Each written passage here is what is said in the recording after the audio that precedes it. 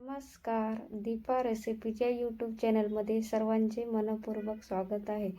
चला तर मग आता सणवार संपलेले आहेत. मग तेच रोज रोज गोड खाऊन कंटाळा आला असेल तर ही रेसिपी नक्की ट्राय करून बघा. चला तर मग मी आज बनवलेली आहे. आपण गाड्यावर बाहेर जशी कच्ची दाबेली खातो तशी मी आज ही कच्ची दाबेली घरच्या घरी बनवलेली आहे. तर मी तुम्हाला सांगते ही कच्ची दाबेली कशी बनवायची आहे. एकदम गाड्यावर जशी खातात का तशीच बनते. तुम्ही हा व्हिडिओ तुम्ही नक्की शेवटपर्यंत बघा. चला तर मग मी तुम्हाला आता आपण या रेसिपीकडे वळूया. तुम्ही बघू शकता किती छान झालेली आहे. आणि आता काय काय काय साहित्य लागणार आहे ते ते मी तुम्हाला सांगते. चला तर मग आता इथे 2 बटाटे घ्या व त्याचे 2 असे काप करा. आणि एक कुकर घ्या. कुकरमध्ये हे कापलेले बटाटे घाला व 1 ते 2 ग्लास पाणी घाला यामध्ये. आणि छान 1 ते 2 शिट्टी घ्या म्हणजे बटाटे आपले छान उकडले जातील. आणि आता हे कुकर गॅसवर ठेवायचे आहे आणि 2 ते 3 शिट्ट्या होऊ द्यायच्या आहेत. आता चला तर मग आपल्या शिट्ट्या झालेल्या आहेत. 2 शिट्ट्या झालेल्या आहेत. 2 शिट्ट्यामध्ये बटाटे छान उकडतात. आणि आता थंड व्हायला ठेवायचे. थंड झाल्यानंतर मग त्याची साल काढून घ्यायची आहे. सर्व बटाट्याची साल काढून घ्या तुम्ही. आणि आता ह्या मॅशरच्या मदतीने बटाटा तुम्ही हा सर्व मॅश करून घ्या. छान बारीक करून घ्या. जर तुमच्याकडे मॅशर नसेल तर तुम्ही खिसणीने खिसूनही घेऊ शकता बटाटा. मॅश केल्यामुळे छान असं मिश्रण मस्त होतं. मस्त फुटत नाही. गुठळ्या अजिबात राहत नाहीत. चला तर मग आता तयार झालेले आहेत. जे आपल्याला कच्ची दाबेलीमध्ये शेंगदाणे लागतात त्या शेंगदाण्याची मी रेसिपी सांगणार आहे. गॅसवर एक तवा गरम करायला ठेवा व पळीभर तेल घाला. शेंगदाणे छान भाजून घ्या व त्यावरची साल काढून घ्या.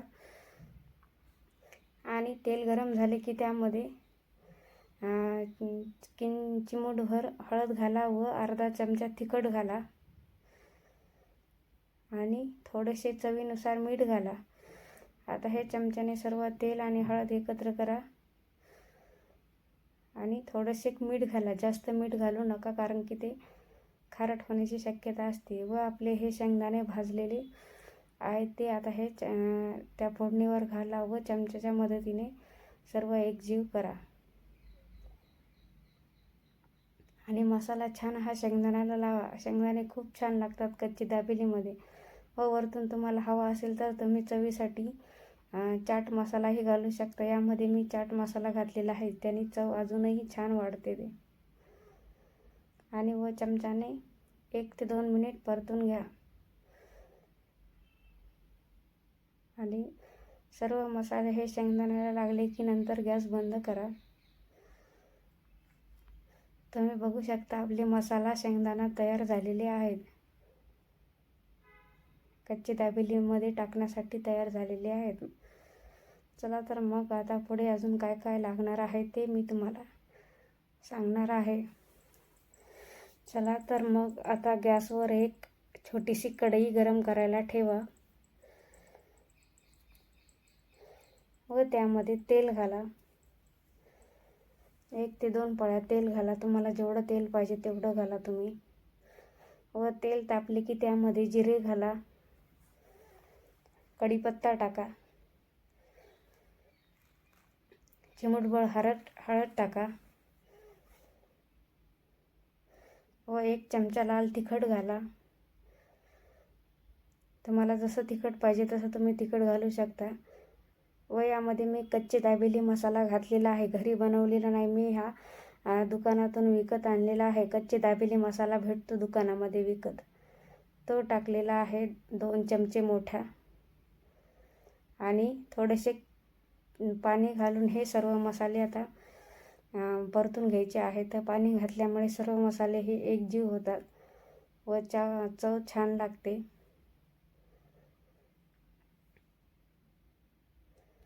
आणि यामध्ये आपल्याला चिंच गुळाची चटणी घालायची आहे 2 चमचे.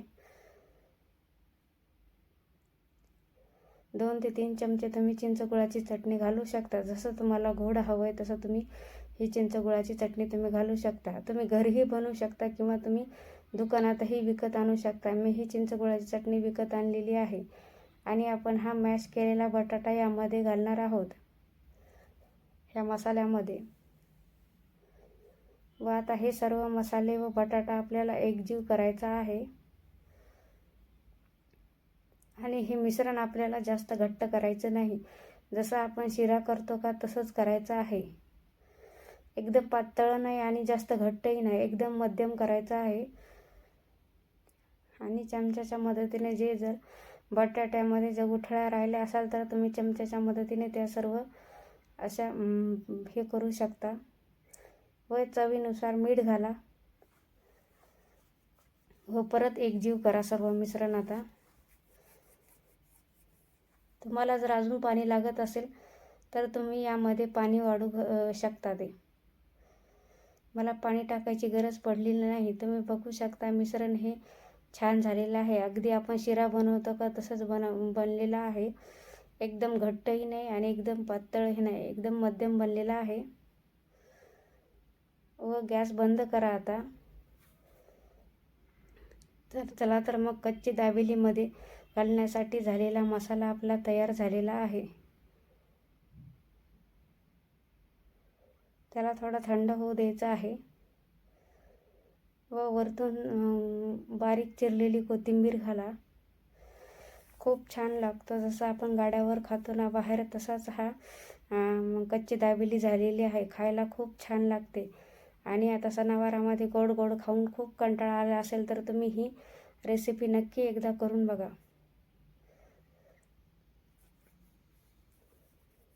चला तर मग आता आपलं हे तयार झालेलं आहे मिश्रण. मी हे सर्व एका डिशमध्ये काढून घेतलेलं आहे. जसं तुम्ही बघू शकता गाड्यावर हे कसं काढून ठेवतात एका डिशमध्ये किंवा प्लेटमध्ये, तसंच मी काढलेलं आहे. व आता हे सर्व साहित्य काढलेलं आहे. काय काय लागणार आहे: कांदा, टमॅटो, चिंचेची चटणी, कोथिंबीर, डाळिंबाचे दाणे व आपण मसाला शेंगदाणा बनवले होते तेही घेतलेले आहे. हे सर्व वरतून ह्या मसाल्यावर थोडे थोडे घालायचे आहे. तुम्ही बघू शकता किती सुंदर दिसत आहे आणि कलरही खूप छान आलेला आहे आपल्या मसाला. आणि आता वरतून बारीक चिरलेला कांदाही तुम्ही घाला. चला तर मग तुम्ही ही करून बघा.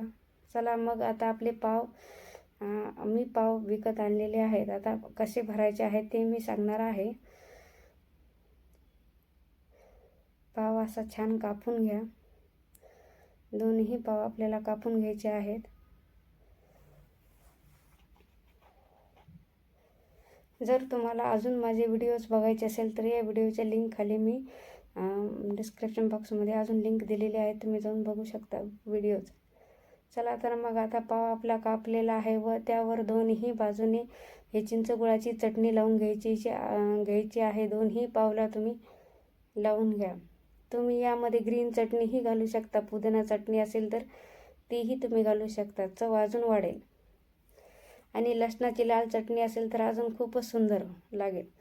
चला तर मग आता आपण हा मसाला तयार केला होता बटाट्याचा तो आता ह्या चमच्याच्या मदतीने या दोन्ही पाववर घालायचा आहे व सगळीकडे पसरून ठेवायचा. छान चमच्याच्या मदतीनेच, हाताने करू नका. हात खूप भरला जाते आणि चमच्याच्या मदतीने छान पसरवता येतो. जसं मी या व्हिडिओमध्ये दाखवलं आहे तसंच तुम्ही करा. आणि यामध्ये चला तर मग आता आपण यामध्ये वरतून शेंगदाणे घालूया.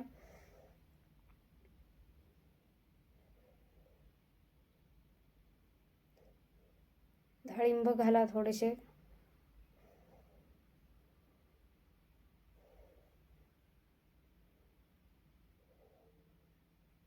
बारीक चिरलेली कोथिंबीर घाला.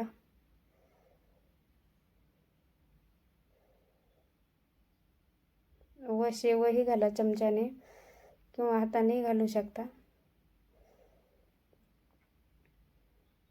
मी सध्या थोडीच टाकलेली आहे, आपल्याला अजून भरपूर शेव टाकायची आहे. व आता वरतून चिरलेला बारीक कांदा घाला. चिंचेची चटणी पावला लावल्यामुळे खूप छान चव येते ते.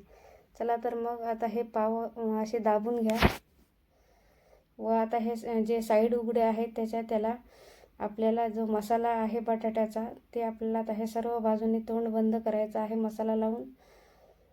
जसं मी या व्हिडिओमध्ये दाखवले आहे तसेच तुम्ही करा. तुम्ही बघू शकता मी चमच्याने हा सर्व बाजू बंद करत आहे मसाल्याने. याने आपली कच्ची दाबेली खूप छान लागते, भरपूर साऱ्या मसाल्यामध्ये भिजलेली खूप सुंदर लागते. जसे तुम्ही बाहेर गाड्यावर किंवा दुकानामध्ये खात असाल ना तर तशीच लागते. तुम्ही नक्की हा व्हिडिओ सेव्ह करून ठेवा. जर माझ्या व्हिडिओला अजून कोणी लाईक केले नसेल, सबस्क्राईब केले नसेल तर पटकन करा ते. आणि आता ह्या सेवमध्ये या पावला छान अशी सेव सगळीकडून लावून घ्या. अशाच प्रकारे दोन्ही पावला आपण हे मसाला लावून घेतलेला आहे. चला तर मग आता गॅसवर एक तवा गरम करायला ठेवा. यामध्ये तुम्ही बटर किंवा तूपही घेऊ शकता. मी यामध्ये बटर घेतलेला आहे व या बटरमध्ये आपल्याला हे पाव छान असे खरपूस भाजून घ्यायचे आहे. दोन्ही बाजूनी बटर लावून हे पाव तुम्ही भाजून घ्या.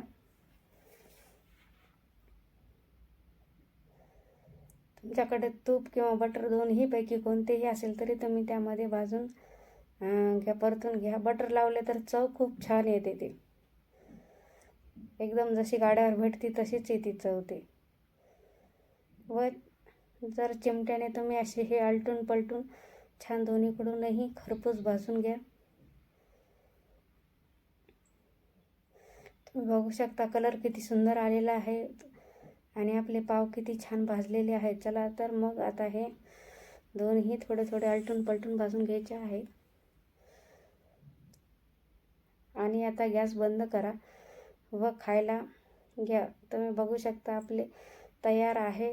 जशी गाड्यावर भेटते तशी ही कच्ची दाबेली तयार आहे. त्याला वरतून मग थोडीशी शेव घाला, डाळिंब टाका व बारीक चिरलेला कांदा, कोथिंबीर घालून त्याला छान सजवा व खायला द्या. तर तयार आहे आपली कच्ची दाबेली, एकदम गाड्यावर भेटते तशीच. जर माझे व्हिडिओ जर तुम्हाला आवडत असेल तर तुम्ही माझ्या व्हिडिओला लाईक, शेअर आणि सबस्क्राईब करायला विसरू नका.